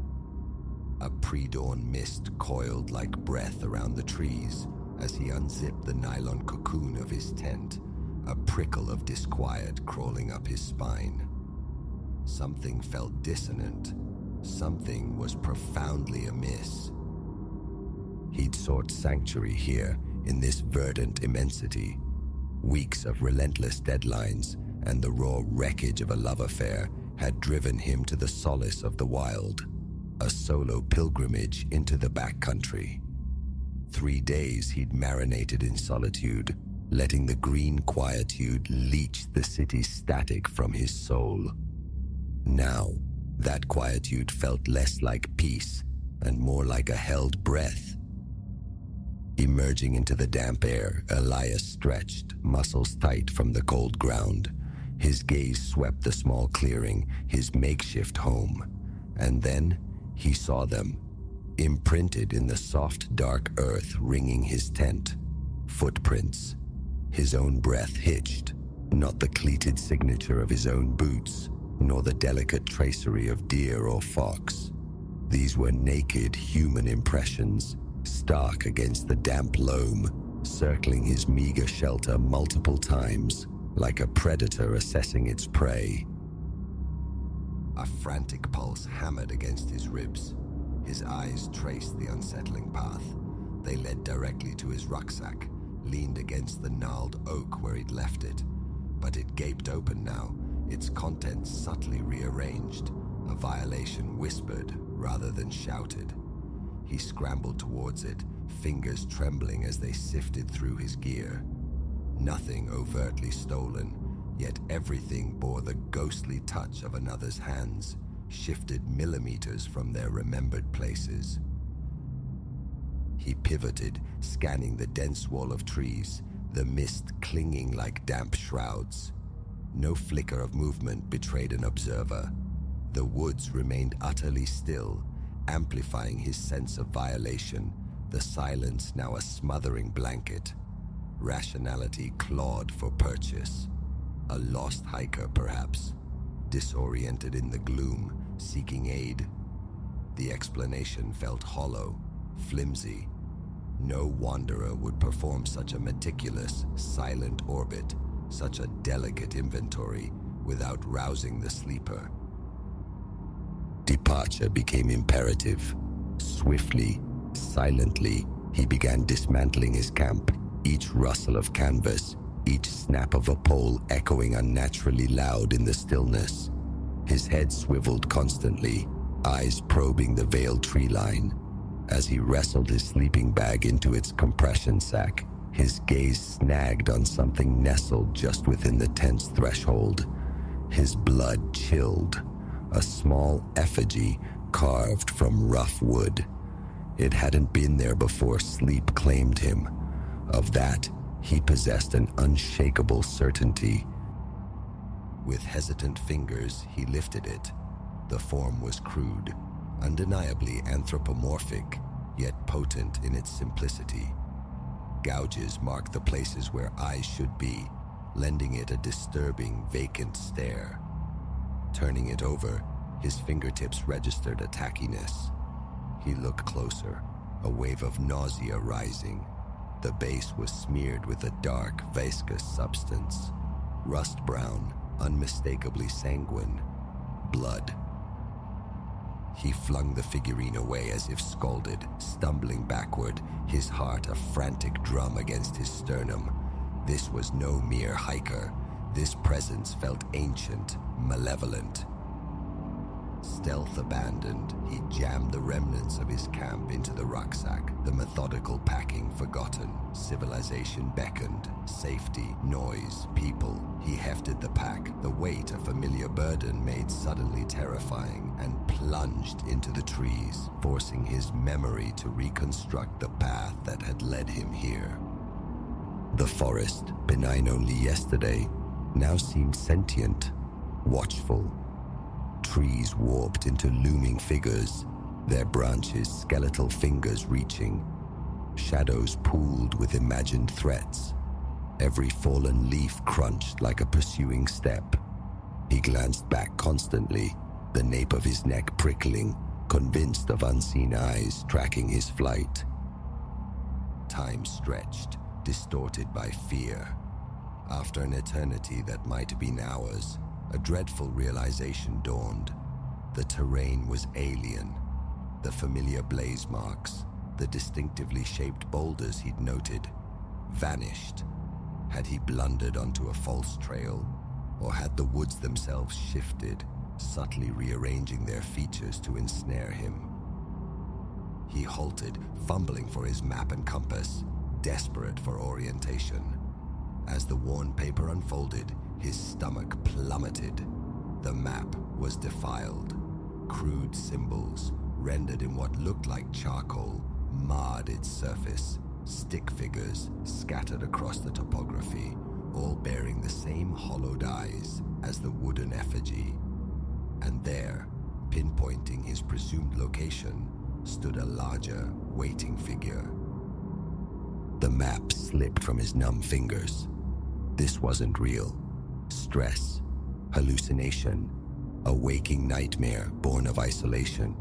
Yet the footprints, the bloodied carving, the desecrated map, their physicality screamed truth. A sharp crack, a twig snapping, split the silence behind him. Elias spun, heart leaping into his throat. A fleeting darkness flickered between the trees, a shape glimpsed and gone behind a massive trunk. Thought dissolved. Instinct took over. He ran. He tore through the undergrowth, ignoring the lash of branches against his face, the treacherous roots clawing at his ankles. Direction ceased to matter. Only distance counted. His lungs burned. Legs screamed protest, but raw terror propelled him onward. Sounds pursued him. Footfalls, mirroring his frantic pace, sometimes flanking him left, then right. A phantom cadence just beyond perception, impossibly close, yet never visible when he risked a sidelong glance. Just as exhaustion threatened to buckle his knees, he burst from the tree line into a small, unexpected clearing. At its center slumped an ancient, derelict cabin. Windows gaped like empty sockets. The door hung askew on corroded hinges. Every nerve screamed caution, urged him to bypass this dubious refuge. But the pursuing sounds were closer now, undeniable.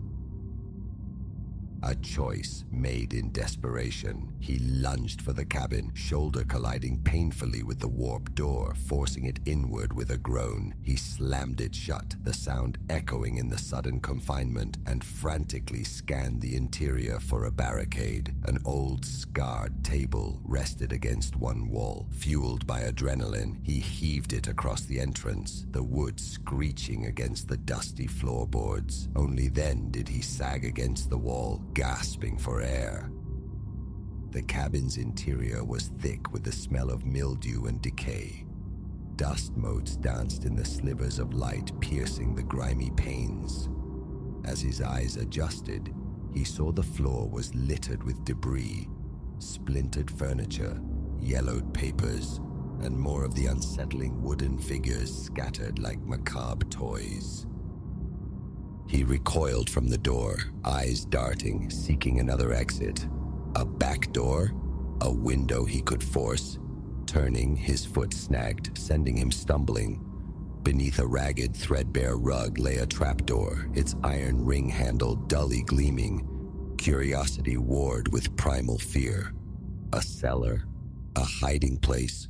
Or a descent into something worse? Before the choice could solidify, he heard it. Footsteps on the porch planks outside. Measured, deliberate. Each step a hammer blow against his sanity. He held his breath, flattening himself against the rough wall, praying the makeshift barricade would hold. The footsteps paused directly outside. Silence stretched, taut as a wire. Then, a sound that turned his marrow to ice.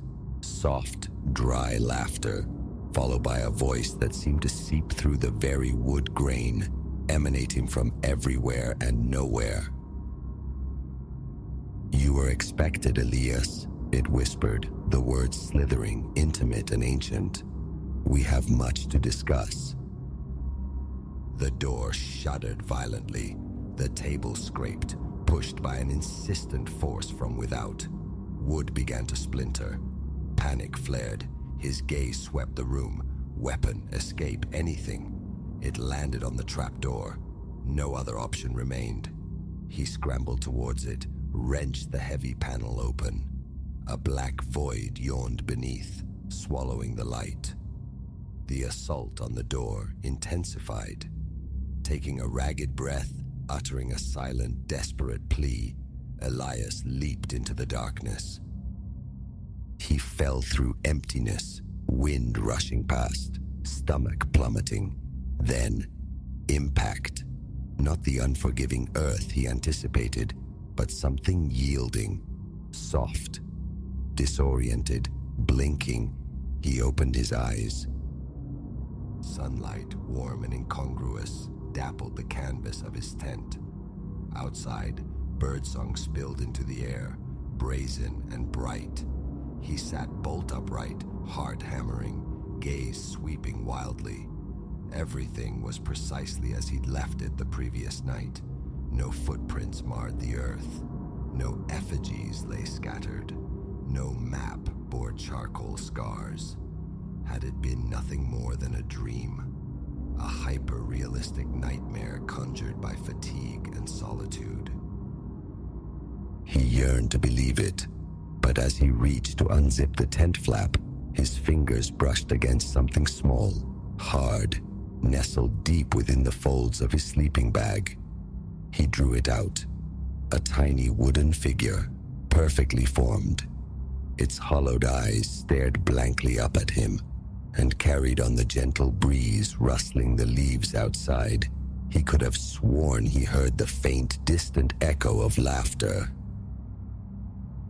Minutes later, Elias was packed, fleeing back down the trail, towards the world he'd sought to escape. He didn't understand what had transpired in those woods, what phantoms were real and which were born of his own fracturing mind. But one truth resonated with chilling clarity. He would never, ever camp alone again.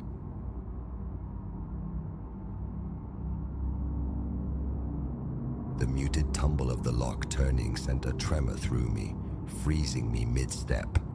My pulse hammered against my ribs.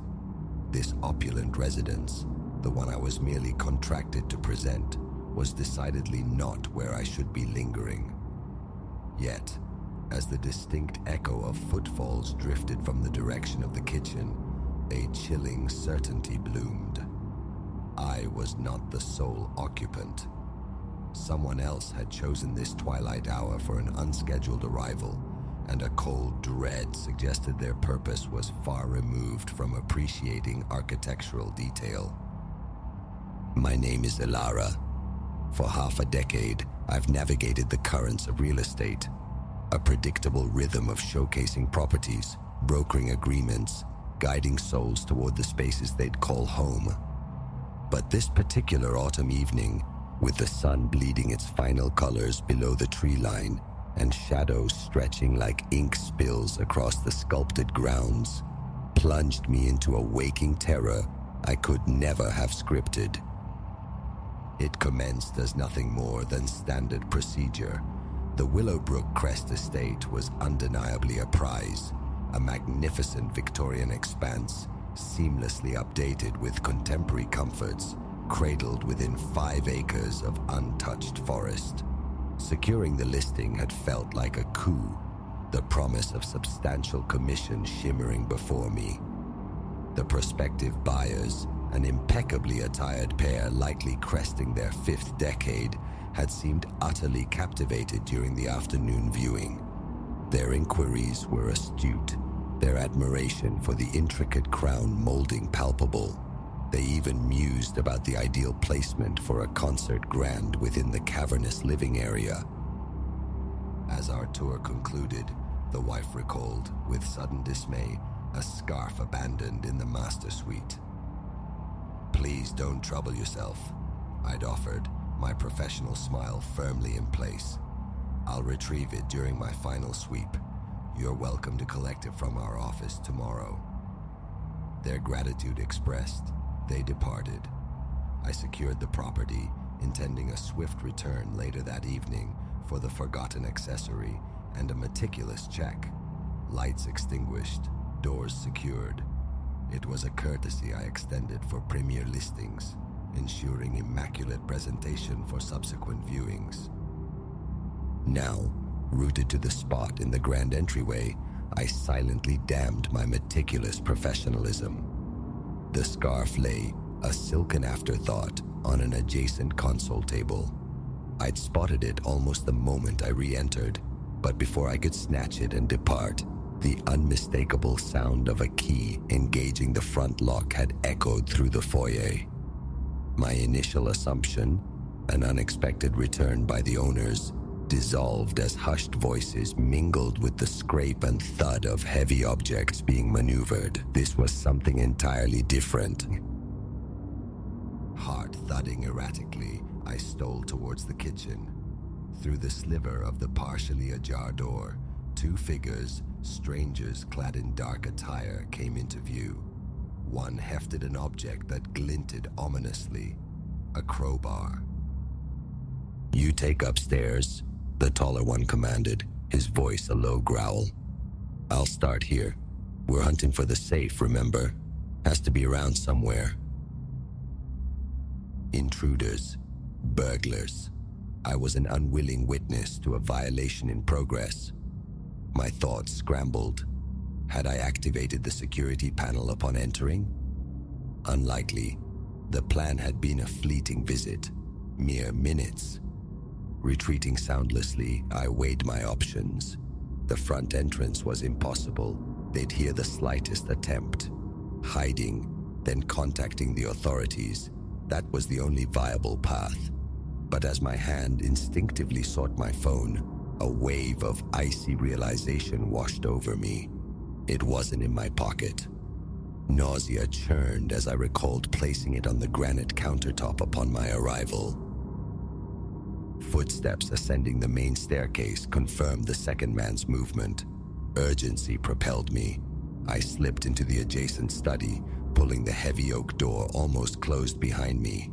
Darkness enveloped the room, broken only by the weak luminescence of distant streetlights penetrating the velvet drapes.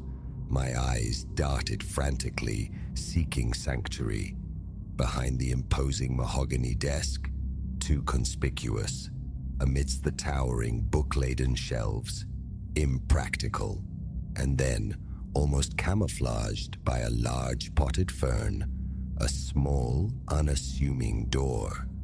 The dumbwaiter, a relic of a bygone era, the very feature that had charmed the afternoon's visitors. No time for deliberation. I compressed myself into the cramped space, tugging the door shut just as the study door swung fully open. Through the narrow wooden slats, the beam of a torch sliced through the gloom, methodically sweeping the room. "Clear in here," a voice announced. "Find the prize upstairs?" the first voice called back. Negative, came the reply from the landing. Keep looking. That vault's playing hide and seek. I held my breath, each suspended moment stretching into an agonizing eternity. The man in the study prowled, rattling drawers, tapping walls. What fate awaited discovery? Just as the tension threatened to suffocate me, a triumphant yell echoed from the upper floor. Bingo! Think I've got it! The man in the study hurried out. A shaky, near-silent exhale escaped my lips, but the relief was ephemeral. Trapped, isolated, without means of summoning aid. I waited, straining to decipher any sound indicating their return. When silence persisted, I cautiously nudged the dumbwaiter door open and slid out. The house remained still, yet the intruder's presence lingered, a palpable weight in the air. My phone, my connection to rescue, beckoned from the kitchen. Moving with the stealth of a phantom, I navigated towards the kitchen threshold. I'd nearly reached it when another exultant cry erupted from above. Success! Behind a canvas in the master suite. Heavy footfalls pounded down the staircase. I ducked behind the dense foliage of another ornamental plant, heart hammering, praying they would bypass the kitchen. My luck had expired. The two men burst in, faces alight with avaricious excitement. Let's crack this baby and vanish, the taller one declared, depositing a compact metal safe onto the central island. And there it was, my phone, resting innocently on the counter, tantalizingly close yet worlds away. If only I could reach it. Their attention consumed by the challenge of the safe, I began to inch forward, my arm extending, fingers straining towards my lifeline. Millimeters remained. My fingertips brushed, then curled around the cool surface of the phone. A sob of relief nearly escaped me. But as I drew back, my elbow connected with a porcelain vase. It wobbled precariously for one heart-stopping second before plummeting to the tiled floor with a shattering report. Both men spun, their startled gazes instantly locking onto mine. A tableau of mutual shock held us motionless for a beat. Then, pandemonium. I surged towards the rear exit, my fingers fumbling desperately with the deadbolt as curses and shouts erupted behind me. I burst into the crisp night air, lungs screaming for oxygen. A backward glance confirmed my fears. They were giving chase, their heavy strides closing the distance across the manicured lawn with alarming speed. Instinctively, I veered towards the dense woods bordering the property, seeking refuge in the enveloping darkness. Branches clawed at my face and clothes as I plunged into the undergrowth. Their pursuit was relentless, the crashing sounds terrifyingly close.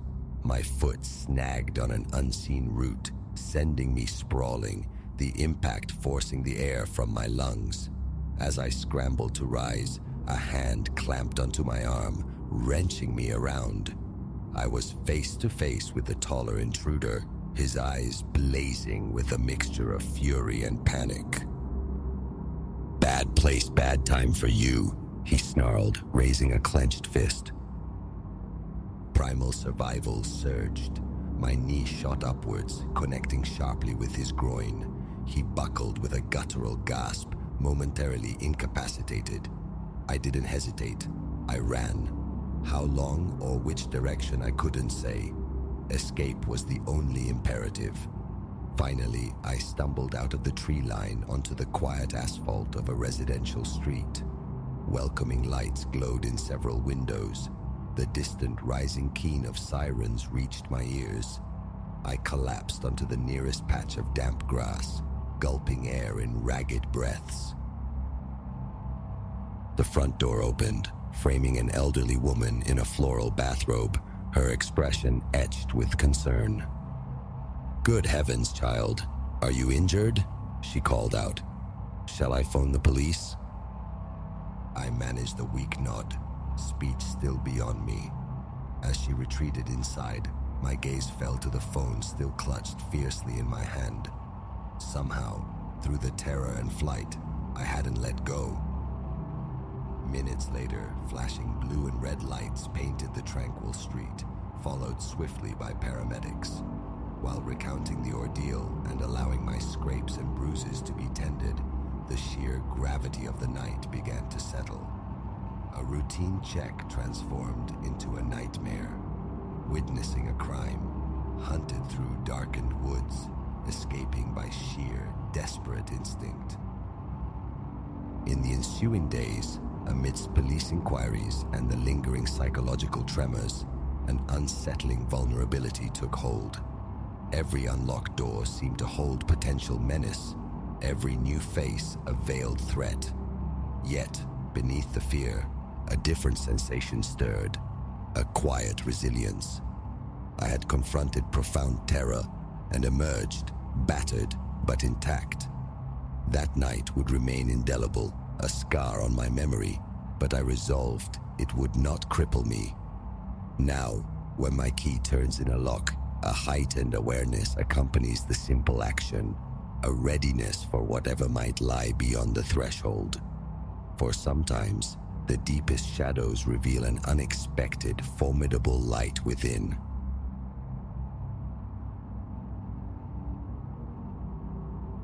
The first time I laid eyes on them, the Ashworths, they seemed spun from the very fabric of suburban dreams, a flawless tableau settling onto our sleepy lane. Julian, Clara, and their sprite of a daughter, they were like figures lifted from a sun-drenched advertisement for contentment. Yet here I stand, the flimsy wood of my bedroom door groaning against Julian's assault, the illusion of perfection splintering as violently as the frame. How monstrously naive I was. True perfection, I now understand, is merely the most convincing costume darkness can wear. It began 3 months prior, under the weight of a summer sun. My own life, recently fractured by divorce, was a landscape I navigated cautiously within the walls I'd fought tooth and nail to retain. Then, the rumbling arrival of a moving van next door shattered the Saturday morning quiet. Through the shears of my window, I watched the Ashworths decant their existence into the house that had stood sentinel, vacant, for almost a year. Julian possessed an easy grace, tall and striking, his smile etching pleasant lines around his eyes.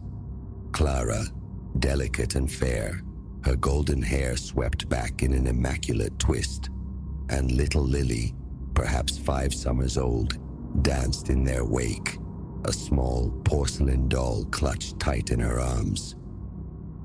An unwelcome pang of envy struck me. They radiated a wholeness I craved, a familial harmony I'd reached for and missed. Determined to be neighborly nonetheless, I carried over a still warm offering of lemon poppy seed muffins. Clara opened the door, her smile a beacon. "Oh, how utterly lovely," she breathed, taking the plate. "Julian, Lily, our neighbor is here." They materialized beside her, a portrait of domestic bliss. Julian's handshake was firm, reassuring. "A pleasure," he affirmed. "We're eager to become part of this place." Lily peered from the shelter of her mother's legs, her gaze wide with timid curiosity. I crouched to her level. "Hello, Lily. That's a beautiful doll. Does she have a name?" The child nodded, a grave expression on her small face. "Miss Annabelle," she whispered, so utterly, disarmingly normal. How could I have sensed the rot beneath the polished veneer? Weeks melted into a comfortable rhythm. The Ashworths wove themselves seamlessly into the neighborhood's tapestry. Clara found her place in the local gardening circle. Julian offered his time coaching the youth soccer league. Their backyard gathering, strung with fairy lights and echoing with laughter, drew nearly everyone from the street. They were universally adored. I found myself increasingly drawn into Clara's orbit. Morning coffees became a ritual after Julian departed for work and Lily for kindergarten. We'd sit in her pristine kitchen, the air filled with shared confidences and easy laughter. Moving here was the best decision, Clara confessed one morning, her fingers laced around a steaming mug. Exactly what we needed after, well, you know, everything. My curiosity flickered. Oh? Was there trouble at the old place? A shadow, fleeting as a bird's wing, crossed her features. It's just one of those things, she deflected smoothly. A fresh start is sometimes necessary. I let it rest, respecting the boundary. We all carried our own hidden burdens. Yet, dissonant notes began to disrupt the harmony. Trifling things initially, the subtle way Clara might recoil from Julian's sudden movements, the muffled cadence of arguments drifting through the walls late at night. Lily, once bright-eyed, growing progressively quieter, her gaze often distant. I chided myself, wondering if I was merely projecting the ghosts of my own failed marriage onto their idyllic scene. But the discordant moments accumulated. One sun-drenched afternoon, tending my roses, a sharp crash resonated from the Ashworth's house, followed instantly by Clara's stifled cry. I froze, trowel suspended, straining to hear. A beat of silence, then Julian's voice, pitched too low to decipher, but edged with something cold. Clara made no further sound. That night wrestled with indecision. Intervene, remain silent. The fear of misinterpretation, of shattering a family over unfounded suspicions, held me captive. Ultimately, I resolved to speak to Clara, inviting her for coffee the following morning, planning a gentle inquiry. She arrived bearing a faint plum-colored bruise blooming beneath expertly applied concealer on her cheekbone. "Clara," I began, my voice softer than intended. "What happened?" Her hand flew to her cheek instinctively. This, clumsy me, met the edge of the kitchen cabinet. I inhaled slowly. "Clara, yesterday, I heard something. Is everything truly all right?" Her eyes widened for a fraction of a second, raw fear visible before the mask snapped back into place. "Perfectly," she insisted, her tone unnaturally bright. Julian and I couldn't be happier. The desperate plea locked behind her gaze silenced my urge to press further. She wasn't ready. I couldn't force her hand. The atmosphere shifted palpably after that. Clara's invitation ceased. Our encounters on the street were brief, her smiles thin and brittle. And Julian began to watch me. I'd feel his stare from their window, across the manicured lawns, his eyes devoid of warmth, assessing. A chilling awareness settled over me. I should have acted then, called someone, anyone, but cowardice paralyzed me. It wasn't my place, I reasoned weakly. Perhaps I was wrong. Until the night Lily screamed. Well past midnight, sleep eluding me, I sat near my bedroom window, enveloped in darkness. Then it pierced the quiet. A child's pure, terrified shriek, abruptly choked off. Before conscious thought could form, I was across the lawn, hammering on their front door. Julian answered, disheveled, a barely suppressed inferno blazing in his eyes. "What is it?" he snapped. I heard. "Lily, is she all right?" I stammered, unnerved. His expression morphed instantaneously, concern sliding over the fury like a veil. "Nightmare," he said, his voice regaining its smooth texture. "She's fine. Go back home." But beyond his shoulder, I saw Clara. One eye was swollen shut, a dark crescent, and a trickle of blood stained her lip. Our gazes locked for a heartbeat, and in hers, I saw an abyss of desperation. "I'm calling the police," I declared, my voice trembling but resolute. Julian's facade disintegrated. "Like hell you are," he snarled, lunging forward. I spun, intending to flee, but his grip clamped onto my arm like iron, wrenching me inside. The door slammed, sealing the threshold between normalcy and nightmare. Chaos erupted. Julian raged, veering between venomous threats and gaslighting insistence that I was imagining everything. Clara huddled protectively in a corner, clutching a trembling Lily. Seizing a moment's distraction, I tore free, scrambling into a guest room, slamming and locking the door. My fingers, shaking violently, fumbled for the phone blessedly tucked into my robe pocket.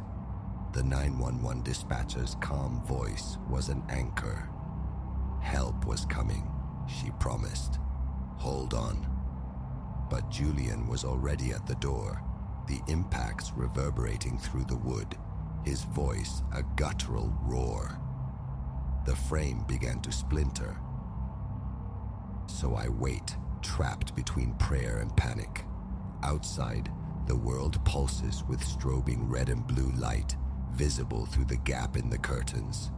Will they reach me? The door gives way with a final sickening crack. Julian surges into the room, eyes wild, a glint of steel, a kitchen knife gripped in his fist. Time stretches, becomes molasses thick. I see the blade arc, hear Clara's distant scream. Then, a cacophony of new voices, authoritative shouts. "Police! Freeze!" Confusion flickers across Julian's face, extinguishing the rage. The knife clatters harmlessly onto the carpet. He collapses under the weight of uniformed bodies. The ensuing hours dissolve into a surreal haze. Questions asked, answers given numbly. Clara and Lily, shrouded in blankets, are gently guided towards waiting ambulances.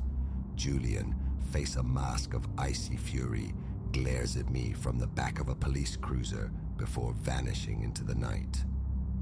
As dawn paints the sky in bruised hues, a policewoman with kind eyes approaches. "You did the right thing," she murmurs. "You likely saved them." But watching Clara and Lily disappear down the street, haunted by the months of gnawing suspicion I'd ignored, I feel no heroism, only the sharp sting of regret for my delay.